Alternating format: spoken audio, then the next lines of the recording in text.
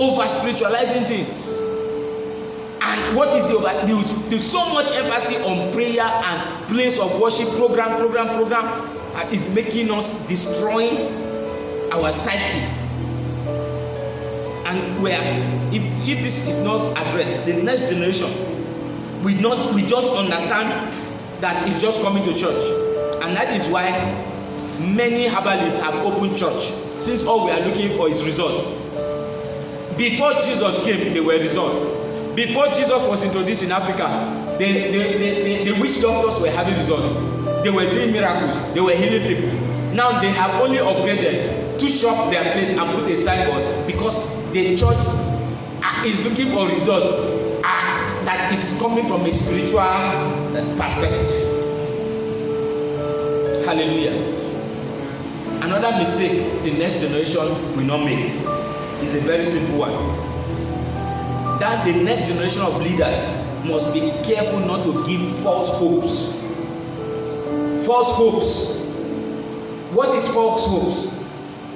This so much emphasis on prophetic declaration. I declare this week you will have money. I declare this week. It's like a declaration of faith indeed. But instead of people to do the right thing, they are hinging on that declaration my papa said.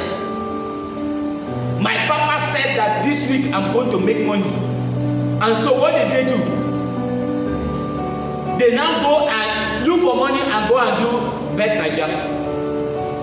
I know somebody who says the pastor declared that all of them who will do Bet Naija this week, they will get results. All of them went to go and buy tickets. Is it ticket they call it or something? They go and buy, I don't know how they, is it ticket? Something like that. But they go and place a bet, empowering the betting company more because he is declaring that this week there will be sudden money that will come to you. Sudden money. So the people don't hinge on work. Lucrative work. People are looking for sharp money. Bet Naija. That's why scam is very high. Somebody will call you, advertise on internet. There is this business. There is this will come and because you have been wired. This week is my week. This week is my week. They say bring money. You sharp bring money. They say this business is working. Put 1,000, you get 2,000. I just got my 50,000 in 12 hours. In 24 hours. You can easily fall for that because you are in the illusion of what? False hope. Quick. So you just quickly release your money based on the prophetic word. It's an error that if we build the church on, we will be building zombies. And we will be encouraging corruption. We will be encouraging laziness. We will be encouraging greed. Who says God cannot suddenly bless you? He can. And he does. And he will. But that is not God's system of making people rich on earth. Check all the rich people, including your pastor who is prophesying it. His riches are not out of Bet Naija and all those stuff. His riches are from the tithe offerings and all of that. Or he's doing business or he's working. Yet he's prophesying you sudden money. And after the sudden money, he will still ask you to sow into the church and the ministry. You will make the sudden money out there and come and give. He has a system that he makes it rich for himself, and then he expects you to become rich outside a system, outside the zero system. False hope. And when that hope is dashed, you begin to feel, they begin to even convince you that you are not doing the right thing. That is because you have not, your faith is not high enough, or you did not sow right. So there is some kind of guilt, some kind of fear, some kind of thing that comes to your mind that, oh, it's because I didn't do right, that's why I did not get the result. It is a failure of leadership, false hope. It is wrong. People will not understand how to trust God, how to work. People live here and go, people are trusting God to get a visa to go to the US. And then go and then they get a visa and say, Papa prophesied that I'll get the visa. They go get the visa and go to the US. What do they go to US to do? They go and work very hard in US. Work very hard in UK, do 2, 3, 4 jobs to have a better life. But yet in Nigeria, you don't work, you don't want to work, you just want to receive that kind of breakthrough. It's a violation of spiritual laws. And the next generation, we must be careful not to keep prophesying and giving false hope. This false hope, because many children in the Lord carry this and go out, as my papa says, the prophet has said, and all of that, and it becomes a big problem. I'm going to stop with this last point today. And what is the last point? The next generation of church leaders must be careful not to make the mistakes of living an ostentatious lifestyle. What do I mean by ostentatious lifestyle? A lifestyle to show materially that you have results. It began from pastors wearing good clothes and wearing good shoes. Leaders are when you are preaching, I have results. You are wearing very expensive clothes, you are wearing very expensive shoes. From there, people will know that yes, you are a man of God. A pastor once told me recently, he said, Pastor, you have to be dressing very sophisticated. Let the people know that God has blessed you. Let the people know that you have material things. From clothes, they now move to using expensive cars. From expensive car to living in luxurious posh houses. From posh houses now to aircraft, to fleets of cars, to fleets of aircraft, to prove that yes, there is results. Now, this kind of lifestyle on church leadership to prove the point that they have a result is an error the next generation should not make. Because even Jesus himself, if he wanted to prove that he came with a rich God, Jesus Christ would have been one of the richest people on earth. But even though he was rich, he became poor because of to make us rich. But that's not the reason why he came. People say, in fact, I hear that when Jesus Christ is moving, he moves in convoy, with convoy of boats and all of that. He never preached about it.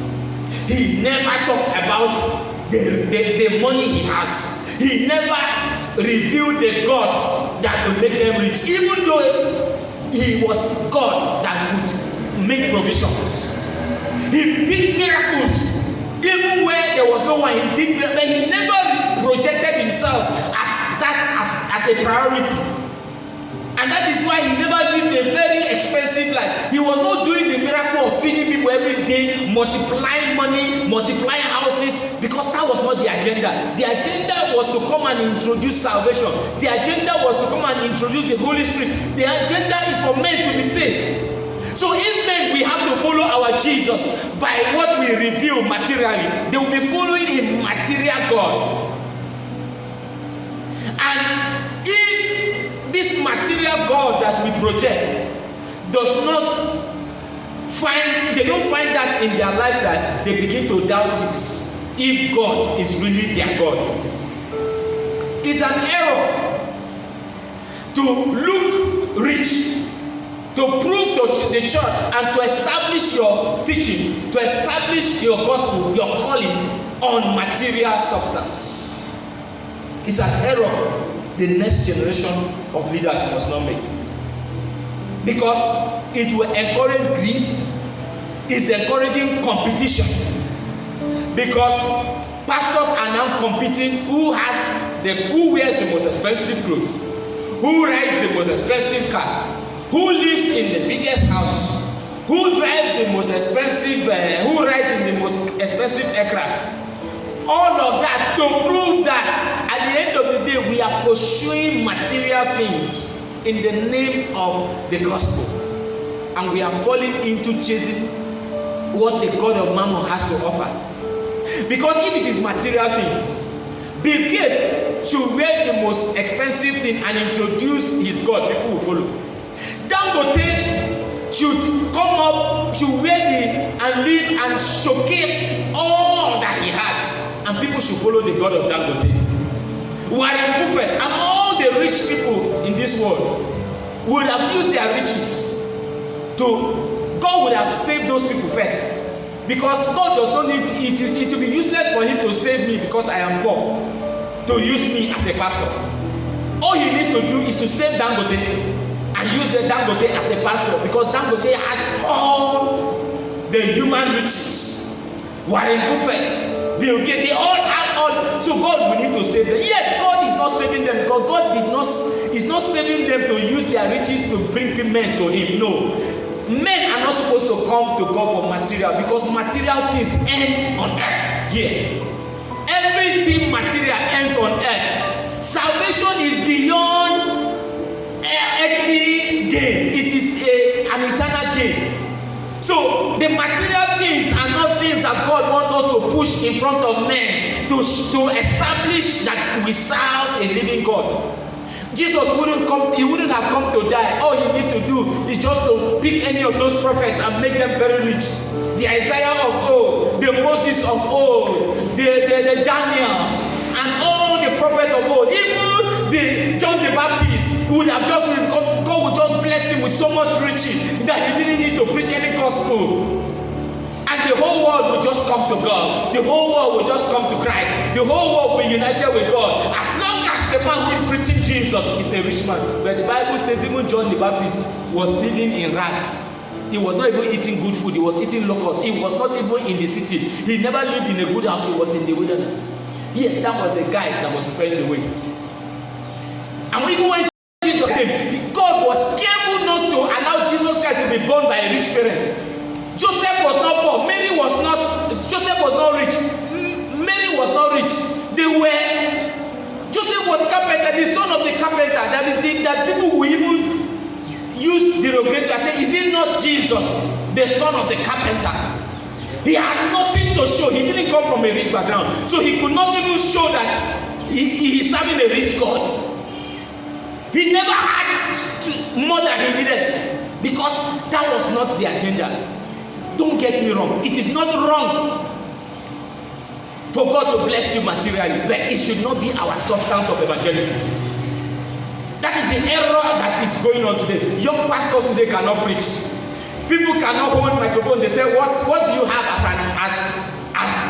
a substance? How many cars do you have? How has your God made you rich? How many houses do you have? You know, what material substance can you prove?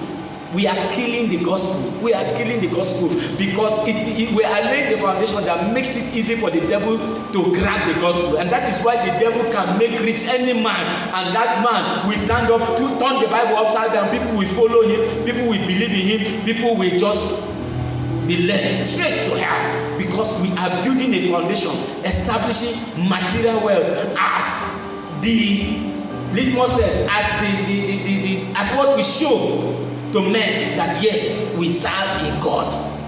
It's an error. We must correct it. Because who told you that you have to be rich to prove that God provides?